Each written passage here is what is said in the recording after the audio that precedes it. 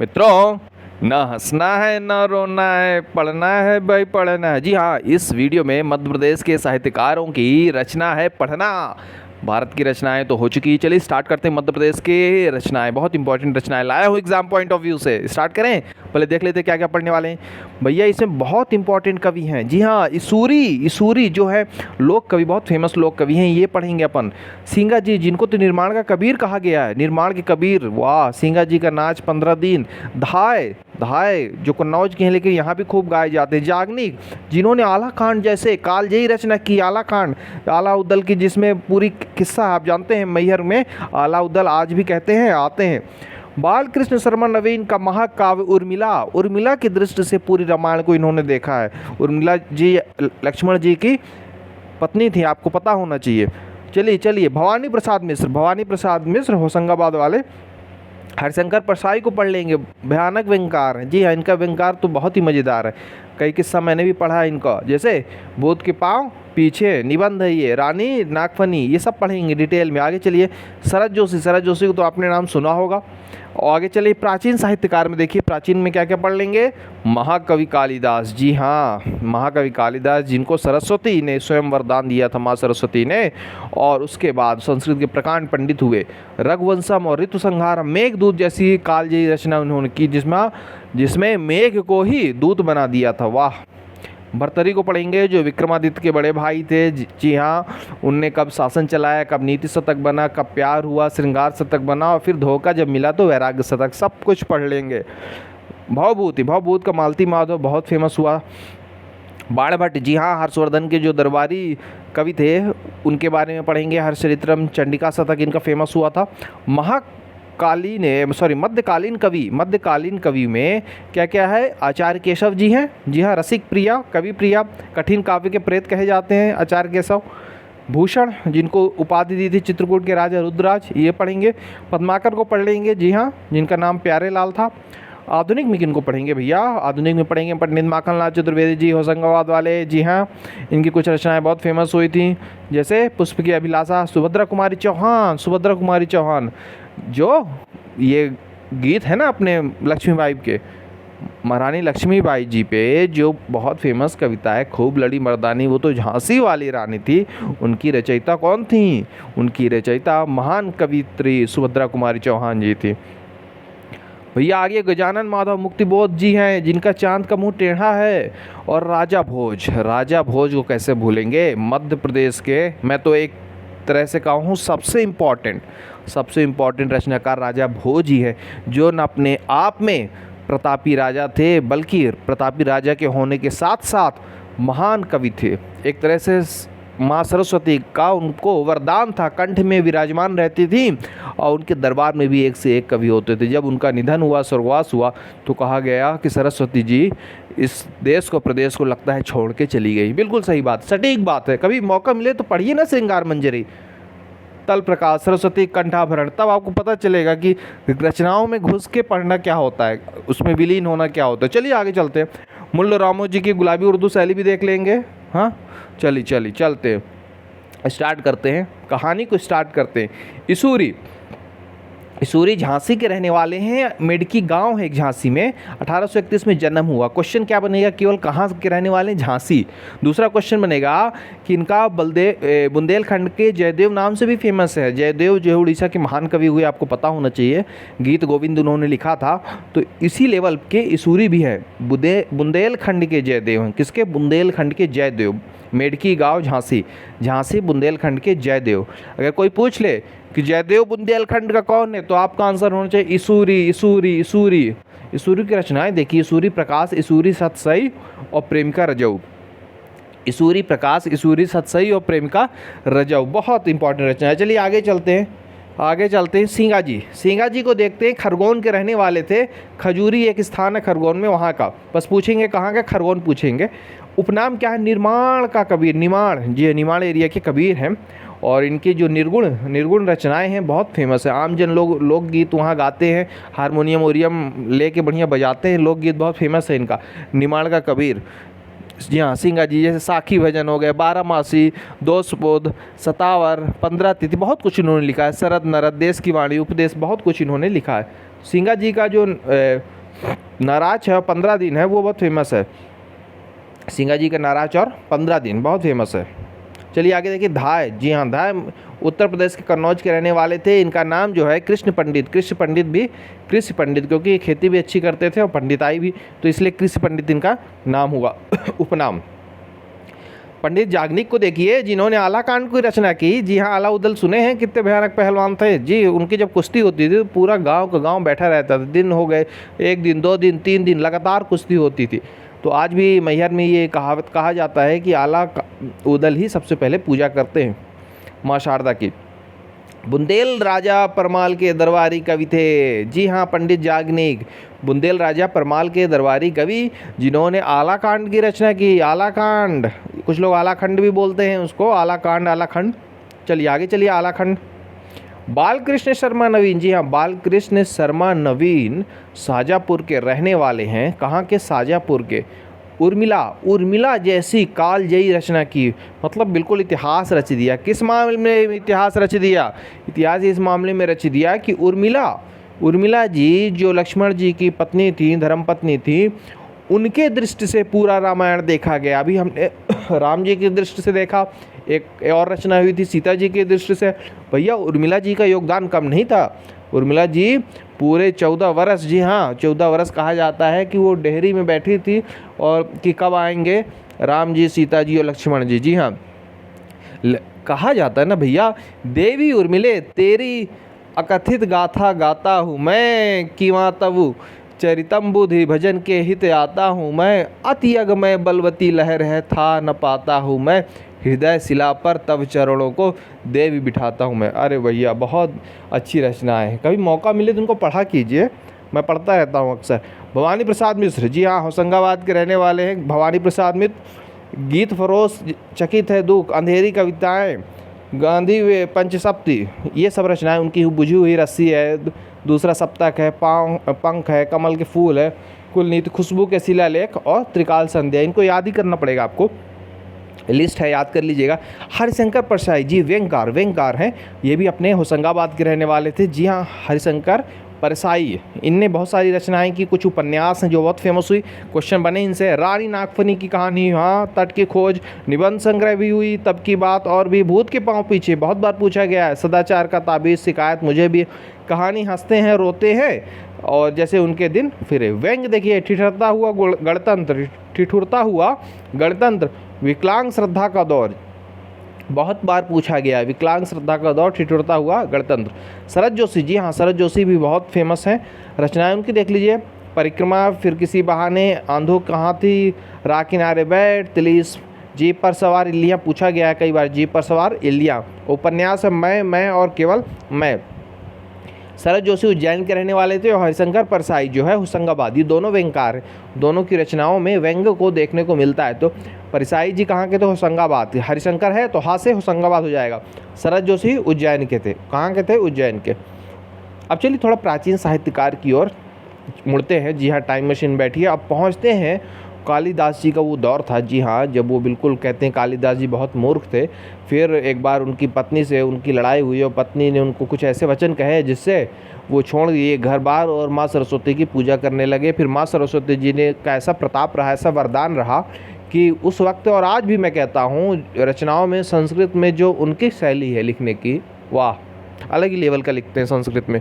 क्या क्या रचनाएं उनकी? कुमार संभवम, रघुवंशम, ऋतु संहारम, मेघदूतम में तो मेघ को ही दूत बना दिया था। जी हाँ, विक्रम उर्वशी, मल्लिका अग्निमित्रम, ये आपको पता होगा। अग्निमित्र किनके पुत्र थे? पुष्यमित्र सिंह के पुत्र थे मल्लिका अग्निमित्रम। और अभिज्ञान शाकुंतलम, ये बहुत बार पूछा गया, नाटक बहुत फेमस है अभिज्ञान शाकुंतलम, इस पर कई बार प्रश्न बने। और उपमाएं इनको क्या क्या मिली? महाकवि है, कवि कुलगुरु है, कविता कामिनी विलास है। महाकवि कालिदास इतने महान कवि थे, उन पे अपना पुरस्कार भी है संस्कृत का। इस पर बहुत सारे विदेशी लोग शोध भी कर चुके हैं, ट्रांसलेट हुई है इनकी, खासकर अभिज्ञान शाकुंतलम। क्वेश्चन आना ही आना, नहीं भी याद तो भी पढ़िए, जानना जरूरी है आपके लिए। अगर आप यहाँ के रहने वाले हैं तो कालिदास को आपको जानना जरूरी है। मित्रों, भारत के शेक्सपियर कहे जाते हैं, पर मैं तो उल्टा कहूँगा, शेक्सपियर से बहुत ऊपर लेवल के हैं। शेक्सपियर को कहिए यहाँ के हरिशंकर परसाई तो चल जाएगा, लेकिन शेक्सपियर से तुलना महाकवि कालिदास कुछ लोग कर दिए, मैं नहीं कर पाऊँगा, क्योंकि मैं महाकवि कालिदास को बहुत ऊपर रखता हूँ शेक्सपियर तो ऐसे हैं, अभी के हैं, थोड़ा बहुत लिखते हैं, अंग्रेजी जानते हैं। भर्तरी के बारे में जानिए। विक्रमादित्य जी के बड़े भाई थे भैया। जब राजपाट चलाया तो नीति शतक, कैसे राजपाट चलाए, नीति कैसे रखें, ये बना दिया कहानी नीति शतक। रचनाएं बहुत फेमस हैं। फिर प्यार हुआ और विवाह हुआ तो श्रृंगार शतक, जी हाँ, श्रृंगार शतक मैं आपको पढ़ाया हूँ ना, रस श्रृंगार रस, उसमें संयोग और वियोग दोनों होता है। तो जब संयोग था तो श्रृंगार हुआ, और जब वियोग हुआ, वियोग क्यों हुआ इसकी अलग कहानी, कभी मौका मिलेगा तो बताऊंगा। उनकी पत्नी ने उनको कैसे धोखा दे दिया उनकी पत्नी ने, तब उन्होंने वैराग्य शतक लिखा। जी हाँ, बहुत बैरागी हो जाते हैं जब पत्नी धोखा देती है। चलिए आगे देखिए अन्य रचनाएं। मीमांसा सूत्रवृत्ति, वेदांत सूत्रवृत्ति, वाक्यपत्री वृत्ति, महाभाव दीपिका, महाभास त्रिपदी, शब्द धातु मीमांसा, काफ़ी कुछ इन्होंने लिखा। लेकिन जो त्रिशतक है, नीति श्रृंगार और वैराग्य, अक्सर इसी से क्वेश्चन आते हैं। भवभूति भैया, भवभूति बहुत फेमस है। भवभूति मालती माधव के लिए जाने जाते हैं, महावीर चरित्र के लिए जाने जाते हैं, उत्तर रामचरित्र के लिए जाने जाते हैं। जी हाँ, उत्तर रामचरित्र, जो रामचरित्र आप पढ़ते हैं, रामचरितमानस के बाद जो आपने देखा होगा एक अध्याय है लवकुश वाला अध्याय जो है, उनका जो चरित्र है, उनका जो कहानी है, भवभूति ने ही सबसे अच्छा लिखा है। ये अंबिके नाम से प्रसिद्ध थे। कन्नौज के राजा यशोवर्मन के दरबार के प्रतिष्ठित विद्वान थे। यशोवर्मन बहुत प्रतापी राजा थे। भवभूति वाणभट्ट जो है, मैं कहूँ अंतिम जो हिंद के बड़े शासक थे अरबों के आक्रमण के पहले, वो हर्षवर्धन ही थे जो बड़े शासक थे। तो उनके दरबारी कवि थे बाणभट्ट, जिन्होंने कादम्बरी, हर्षचरित्रम, चंडिका शतक, मुकुट तंडितक, पार्वती परिणय, ये सब लिखा। कादम्बरी है, हर्षचरित्रम है, चंडिका शतक है, मुकुट तंडितक और पार्वती परिणय। मित्रों, मेरे मुंह में थोड़ा छाला आ गया है 1-2 दिन से, इसलिए मेरा थोड़ा प्रोनाउंसिएशन आपको वो लग रहा होगा बीच में, तो आप इसीलिए मैंने बार पढ़ रहा हूँ ताकि आपको समझ में आए। और हाँ, सब कुछ लिखा है आपके सामने, ठीक है। विश्व का प्रथम उपन्यास है कादम्बरी, विश्व का प्रथम उपन्यास। चलिए मित्रों, चलिए आगे चलते हैं। मध्यकालीन कवि, जी हाँ, मध्यकालीन कवि आचार्य केशव, जिन्हें कठिन काव्य के प्रेत कहा जाता है। रसिक प्रिया, कवि प्रिया, कहते हैं बेतवा नदी के किनारे बैठ के ये सब रचनाएं करते थे। जी हाँ, रसिक प्रिया है, कवि प्रिया है, रामचंद्रिका है, वीर सिंह देव चरित्र है, रतनवामिनी है, जहांगीर रस चंद्रिका, नरव सिख वर्णन, नख सिख वर्णन, छंदमाला, विज्ञान गीता। इसमें जो ज़्यादा पूछा गया है वो रसिक प्रिया पूछा गया है। रसिक प्रिया कई बार पूछा गया। इसके अलावा आप जो है रामचंद्रिका भी अच्छे से याद कर सकते हैं। भूषण की उपाधि इनको चित्रकूट के राजा रुद्रराज ने दी, फिर इसी नाम से फेमस हुए। इनकी कुछ रचनाएं हैं। शिवराज भूषण वर्ड ज़्यादातर इसमें मिलेगा। भूषण उल्लास है, भूषण हजारा है, छत्रसाल शतक है, शिवानी है। पद्माकर जी इनका नाम प्यारे लाल था। रचनाएं हैं प्रबोध पपासा, गंगा लहरी, हितोपदेश, जैसे पंचतंत्र वैसा हितोपदेश बढ़िया कहानी है, कभी पढ़िएगा, बच्चों को पढ़ाइएगा। हितोपदेश, पद्माकर रचनाएं। जगत विनोद बहुत प्रसिद्ध ग्रंथ है, जगत विनोद है। हिम्मत बहादुर और अलिजाह प्रकाश, ईश्वर पचीसी पद्माकर जी की। आप चलिए थोड़ा आधुनिक साहित्यकार को देख लेते हैं। जी हाँ, पंडित माखनलाल चतुर्वेदी, जो होशंगाबाद बम्बई के रहने वाले हैं, इनकी पत्रिका बहुत फेमस हुई थी। उस वक्त जो क्रांतिकारियों का दौर था, अंग्रेजों के खिलाफ लोहा ले रहे थे क्रांतिकारी और स्वतंत्रता सेनानी, तो कर्मवीर नाम से इन्होंने पत्रिका चलाई, बहुत फेमस हुई। और कर्मवीर और प्रताप, कर्मवीर कई बार पूछा गया, कर्मवीर।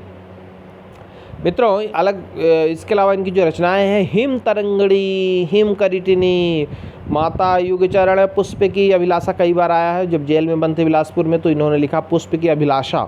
पुष्प क्या अभिलाषा हो? पुष्प एक स्वतंत्रता की ही तो मांग करता है कि माली आके उसको तोड़े नहीं। मरण ज्वर, बिजुरी काजल आज रही, धूम्र विलय, कृष्ण अर्जुन युद्ध, साहित्य देवता, अमीर इरादे गरीब इरादे, पाँव, कला का अनुवाद, कहानी और कहावत, रंगों की बोली, ये सब इनके फेमस रचनाएं हैं। कुछ जो बहुत इंपॉर्टेंट वो जान लीजिए। इसमें कर्मवीर, हिम तरंगड़ी और हिम करीटनी बहुत बार पूछा गया। युग चरण पूछा गया, पुष्प की अभिलाषा पूछा गया। आइए सुभद्रा कुमारी चौहान, जी हाँ सुभद्रा कुमारी चौहान के बारे में जानते हैं।